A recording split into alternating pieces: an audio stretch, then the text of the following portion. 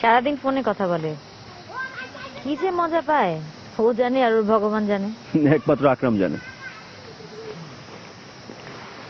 এরকম একটা সম্পর্কে জড়িয়ে যাচ্ছে, বাবা কি সেটা মেনে নেবে? যে লোক তার নিজের বোন একটা মুসলমান ছেলেকে বিয়ে করেছে বলে দেশ ছেড়ে চলে এসেছে, সে মানবে সম্পর্ক? Impossible, just impossible. আমার কি মনে হয় জানেন, বাবা তখন জেদ করে বাংলাদেশ থেকে চলে এসেছিলেন, সেই জেদ আর এখন নেই। নইলে কি আর আমাদের বাড়ির নাম ঢাকা নিবাস রাখবে? কি জানে। আপনি না বাবাকে নিতে এসেছেন বলেছেন? এখনো বলিনি। আমি কয়েকবার চেষ্টা করেছিলাম বলতে, ওনার সামনে গিয়েছিলাম, কিন্তু আমি যখনই ওনার সামনে যাই সবকিছু তালগোল পাকিয়ে ফেলি, এখনো বলতে পারিনি। এটা কেমন কথা, যে কাজটা করতে এসেছেন সেটা এখনো পারলেন না? আমার কি মনে হয় জানেন, আমার কাছে মনে হয় মামা নিজেও জানেন যে আমি কেন এসেছি, কি বলতে চাই, যে কারণে উনি খুব সতর্কভাবে এড়িয়ে চলেন। মানে আমি যখনই সামনে যাই ওনার উনি বুঝতে পারেন, আমাকে এড়িয়ে যান। কি অদ্ভুত লুকোচুরি খেলা। তবে আজ আমি কথাটা মামাকে বলবোই।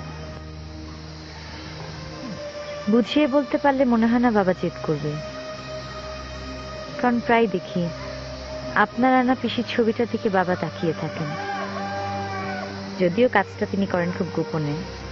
আমি মামাকে না নিয়ে কাঠমান্ডু থেকে যাচ্ছি না। আপনার পক্ষে সবই সম্ভব।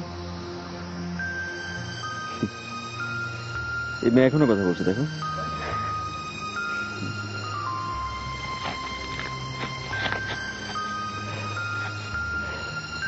এই মেয়ে, তার সঙ্গে তো কথা বলো। 1 মিনিট দাদা, 1 মিনিট। 1 মিনিট কথা বলো, বলো কিসে 1 মিনিট? 1 মিনিট জরুরি। কার সঙ্গে কথা বলো? দরকার একটু। দরকার আকরামের সঙ্গে দরকার। কি দরকার তোমার সঙ্গে? আকরাম না, আকরাম না, তুমি দেখি আকরাম না।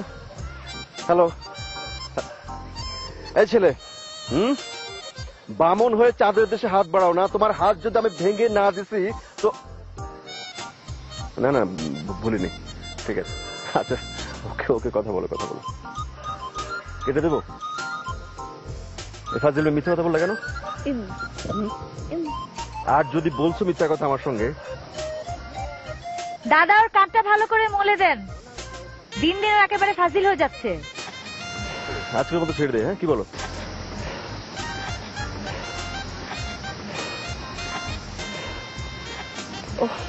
দাদাটা এত ফাজিল হয়েছে না, ঠিকই ধরে ফেলেছে। শোনো অন্তরা, মাহমুদ ভাইয়ের মতো বুদ্ধিমান লোক আমি কম দেখেছি।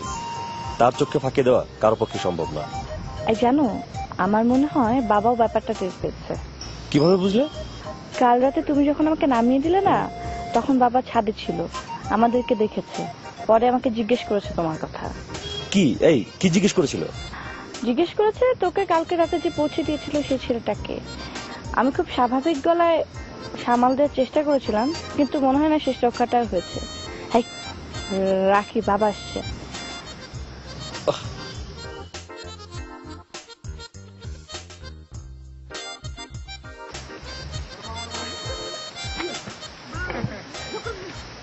নেপাল টুরিস্টদের জন্য পারফেক্ট জায়গা। কষ্ট করে যখন আসছো একবার পোখারায় যাও। এবার যাওয়া হবে না মামা, ঢাকায় অনেক কাজ। আর কি, মার শরীরটা খুব ভালো না। আমাদের সময় সকালবেলা সোয়ারি ঘাটে একটা বাজার বসতো, প্রচুর মাছ উঠতো নানান জাতির। বাজারটা কি এখনো বসে? বাজার বসে মামা, আগের মতো মাছ নেই। আর ওই ধুলাইখাল, ধুলাইখালের কি অবস্থা? ওটা এখন ভাঙাচোরা গাড়ি আর লোহা লক্করের ব্যবসা কেন্দ্র, আর কঠিন জ্যামের জায়গা।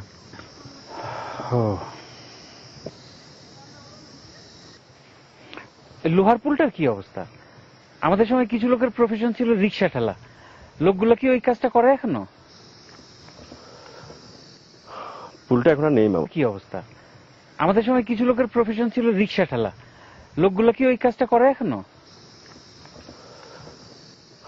পুলটা এখন আর নেই মামা।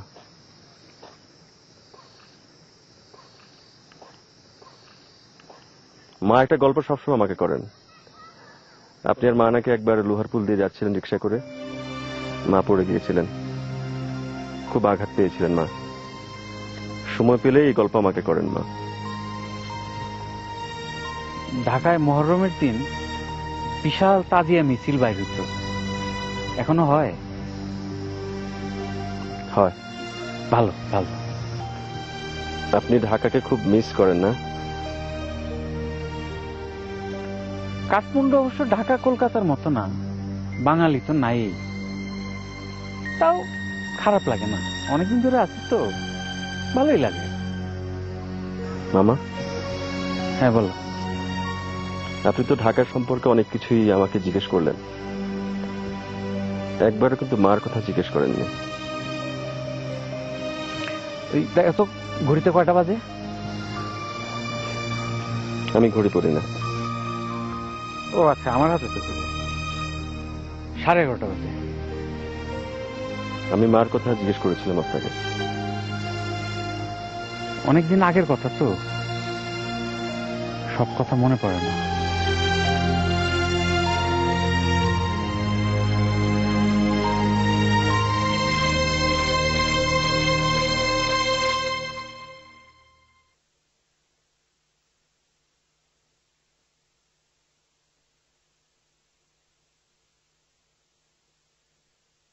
মনে হয় সিরিয়াস আলোচনা হচ্ছে বাবা দাদার মধ্যে। আলোচনা না চাই, কেউ তো কোনো কথা বলছে না। দাদা কিন্তু বাবাকে নিতে এসেছে, জানিস? জানি, কিন্তু কোনো লাভ নেই। বাবা মনে হয় যাবে না। আমার মনে হয় যাবে। আমার মনে হয় যাবে না। বাজি, তুই কি করে বুঝলি বাবা যাবে না? বাবা এমন একজন মানুষ, ভাঙবে তবু মচকাবে না। তুই এত কিছু বুঝিস, এটা বুঝিস না আকরামের সাথে সম্পর্ক বাবা কোনোদিন মেনে নেবে না? আচ্ছা দিদি, বাবা যদি না মানে তাহলে কি হবে আমার আর আকরামের? তুই কি আকরামকে নিয়ে সিরিয়াস? একবার মনে হয় সিরিয়াস, আর আরেকবার মনে হয় সিরিয়াস না। আকরাম, এইসব রিসার্চার ট্যুরিস্টদের আমি একদম বিশ্বাস করি না। থমাসের কথা মনে আছে? আমার সাথে কত খাতির ছিল। আকরামের মতো এরকম প্রেম ছিল না, তাও গলায় গলায় খাতির ছিল। পুরুষ মানুষ যে কাঁদতে পারে আমি সেই প্রথম দেখেছিলাম। যাওয়ার সময় কত কথা বলে গেল, কিন্তু যাওয়ার পর একটা ফোনও করলাম না। আচ্ছা বুঝলাম ফোন করতে টাকা লাগে, একটা মেইল তো করতে পারতো। তুই তো দেখি অনেক প্র্যাকটিক্যাল। আচ্ছা বাবার দাদা কোথায় রে? হয়তো ওদিকে। বাদ দাও ওইসব কথা, পুরনো কথা আর মনে করতে চাই না। এখন শুধু প্রতিদিন ভগবানের কাছে একটাই প্রার্থনা করি, যে যেখানে আছে সবাই যেন ভালো থাকে।